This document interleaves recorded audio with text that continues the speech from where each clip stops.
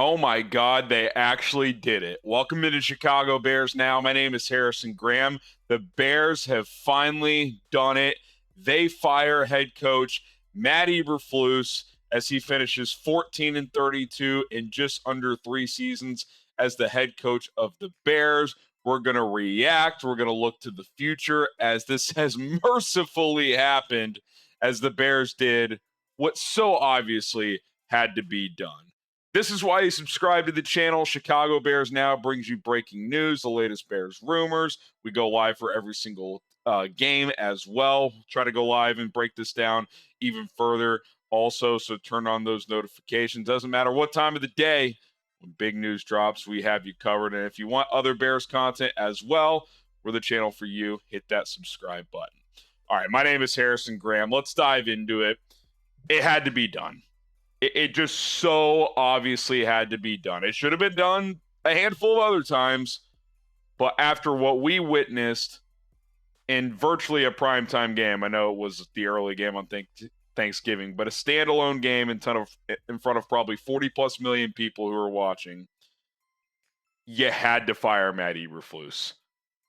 His latest coaching malpractice and defending of it after the game just could not be allowed to go unbothered. It was just a disgrace what we saw in Detroit on Thanksgiving. Not knowing when to take a timeout, just letting that clock wind and wind and wind when it's clearly chaotic. Your quarterback feeling like he has to change a play to a vertical concept with Rome Odunze because he thinks there's only going to be one play left. Just a complete and utter debacle in the final 32 seconds of that game in Detroit. It'd be one thing if it was the first time. It'd be one thing if it was the second time, the third. But it's been countless times. Not just this year, but over a 3-year period, especially these final couple of years, when the Bears, quite frankly, should be a playoff team. Last year, they blew 3 games in which they had a 91% chance or better of winning in the fourth quarter, including 2 of those when it was 98% chance of better. Denver and, gosh, I can't even think of the other one. I know Cleveland was the 91%. Denver, and there was another one in there as well. But 3 games where you had a 91% chance to win or better. Oh, Detroit. And Detroit, just like this one. You didn't have a 90+% chance of this one, but we saw how it ended. We've seen the games this year. I mean, if you just win these games, you should win. You're a playoff team. And that's what's so frustrating. The Detroit Lions might be the best team in football. You caught them on kind of an off day. They kind of started messing around. They fumble inside the 5. They're kicking field goals. Their offense in the second half didn't do much. And you just blow it because your coach is a joke. And finally, you've come to that realization. Finally, you've decided we're not going to wait till the end of the season. We're doing it right now because this cannot be allowed to continue. We're not going to let it continue. We're going to move on from Matt Eberflus, who not only finishes 14-32 in just under 3 seasons and 46 games, a very low winning percentage. He lost more than twice for every win he had. 3-19 on the road, capped by that game in Detroit. 3-13 in the NFC North. 2-13, excuse me. I don't know why I said 3-13. 2-13 in NFC North games, including what we just saw the last 3 weeks, losing 3 games by combined, was it 7 points to the NFC North? 2-19 against teams who were above 500 at kickoff when you played them. But by the way, one of those 2 wins was in Minnesota last year against Josh Dobbs by 2 points, which is not a good team. And 5-19 in 1-score games. I think I saw a stat yesterday. Among qualified coaches, 221 coaches who had at least 21-score games in their coaching career, he's got the lowest win percentage, like 26%, something crazy. I think it's safe to say that this is, in the last 20 years in the NFL, for a guy who got beyond a year, because there's the Nate Hackett's of the world, the Urban Meyers, like these just ridiculous situations where, like, okay, he's just a joke. For a guy to get a 3rd year, I think you can make a strong argument this is the worst head coach in the NFL. in the last 15, 20 years for a guy who got more than 2 years. He has been laughably bad in the way they've lost some of these games, and the way he's doubled down in press conferences and defended how they've lost. He is just unbelievably bad, which is why even the Bears, who don't believe in firing head coaches midseason, simply had no choice. When players after the game, Keenan Allen saying, I feel like as players we did good enough to win. Kyler Gordon saying, no comment, next question, when asked what the common denominator in these losses is. DJ Moore saying, I don't know why we didn't take a timeout in that spot. Like, you lost the locker room. It's been lost, but like that, when they all come out like that at once, I mean, what are you going to do? You going to trot it out for another 5 weeks? No, you're going to pull the plug. And, better late than never. It should have happened last offseason. It should have happened after Arizona. It should have happened after New England. It should have happened after the first 2 NFC North games you lost this year. But at least it finally happened because it's what had to be done. Everybody knows it. Everybody knew it except for the Bears, and the Bears finally caught up. You guys let me know in the comments. Who's going to be the next head coach of the Chicago Bears in 2025? Not the interim situation. Next head coach in 2025. Let us know in the comment section down below. Let's talk some early thoughts on this coaching search. Just some things I think you need to be looking for in the next head coach. And obviously, I'll dive deeper into this. We'll have a full candidates list, and that list will be updated as time goes on. I put out a list a month ago, maybe. I already need to tweak it. Like, Cliff Kingsbury way too high. I wouldn't even have him on the list at this point. But some early thoughts. Number one, you need a guy who can command the room, demand respect, and just demand excellence, really. I'm not saying they never respected Eberflus, but he's always just kind of a corny guy that seemed hard to take seriously. Like, this is where, like, a Mike Vrabel would check the box. Like, just a no-nonsense kind of guy. Like, we're not going to settle for bullshit. Like, you need someone who, when he stands up, guys freaking listen. They sit up with good posture in their chair like, oh, shit, the coach is talking. Like, they need that type of guy. A no-nonsense alpha male to lead this team. Number two, it has to be somebody that can connect with Caleb Williams.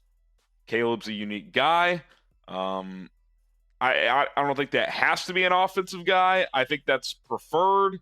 You got to be able to connect with him. That's where I worry about a guy like Brian Flores, who Tua has gone on record basically saying he can't stand the guy. And say, Tua has flaws. I think he's got limitations. But the second Flores leaves, he became an instantly better player. So I think Flores would be a tough sell for that reason. Can he connect with quarterbacks? I don't know. You need somebody that can connect with Caleb. Doesn't have to be his best friend, but someone that can understand him, connect with him, build a relationship with him, and coach him hard. And Thomas Brown said it recently. Caleb likes being coached hard. And Thomas checks some of these boxes. I think he's a guy worth interviewing. Wouldn't be at the top of my list, but he's a guy that I think could get an interview. And, beyond that, like, does it have to be a former head coach? No. I mean, the only guys that are going to be someone that have been a former head coach, Bill Belichick, who I still am lukewarm about, although maybe it's growing on me. Speaking of no nonsense, he's no nonsense. It ended really badly in New England, but I mean, I'm open to it. No doubt about it. It's just 73 years old. Is that the right fit with Caleb? I don't know. And then Mike Vrabel. He would be the other guy who's had head coaching experience, took Tennessee to an AFC championship game, earned the number 1 overall seed in a different year. That was with never having a quarterback better than Ryan Tannehill. Caleb is supremely more talented. And then you get to some other names like the Ben Johnsons, these other coordinators. Is Aaron Glenn a guy that shoots up the list? What he's doing with Detroit's defense, they're losing guys left and right. It's pretty impressive. Some think he's got more of that alpha personality than Ben Johnson. I've heard Ben Johnson talk in pressers. I think he's perfectly fine. But you would have to do some digging there. We all love Ben Johnson's offense. Can he command the room? Or is he just a creative, fun play caller? That's what you have to figure out. And again, I'll put my list together and I'll try and get as much info as I can, but this is on the Bears. And it goes back to when they hired Shane Waldron. Yeah, I liked the idea of it because he had 3 years of play calling experience in Seattle. He had been under Sean McVay. He had been under Belichick in his past. Like, he had different experiences. But the Bears are the ones, Ryan Poles, Kevin Warren, whoever, that talk to these guys. You should get a good feel when you talk to a guy. Can he be that guy? Can he be an alpha in the room? Like, I heard Shane Waldron talk for 3 minutes in his first presser, and that gave me pause. I was like, I don't know, man. I don't know if this guy's the answer. Thomas Brown, you hear him talk, it's like, this guy gets it. Now, again, I'm not saying make Thomas Brown the head coach in 2025. I'm just saying just listen to people talk sometimes, and that should speak volumes, especially with the head coach. You cannot doubt someone's personality in terms of the head coach interview process. If you have any doubts there, they have to be eliminated. It's pretty simple. Can Poles be trusted? Can the Bears be trusted? They narrowed down their search to Matt Eberflus, Dan Quinn, and Jim Caldwell last time. Then Poles got the GM job.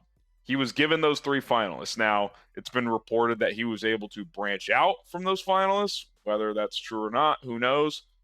But he chose Matt Eberflus. And he chose to bring him back last year. Again, how much did ownership play a role? That's up for debate. But I think it's pretty safe to say Ryan Poles believed in Matt Eberflus pretty strongly. He liked him. Listen to him talk about him on the record over the last couple of years. He's a big Flus guy. He was a big Flus guy, at least.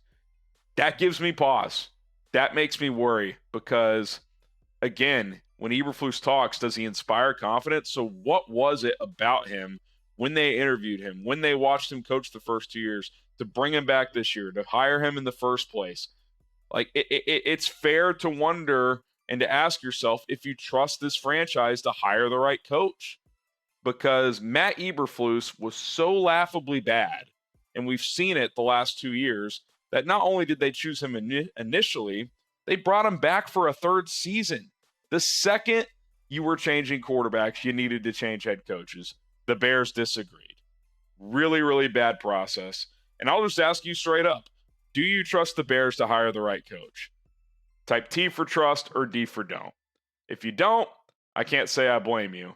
If you do, I don't want to call it blind optimism, but we got to see it to believe it. I know this.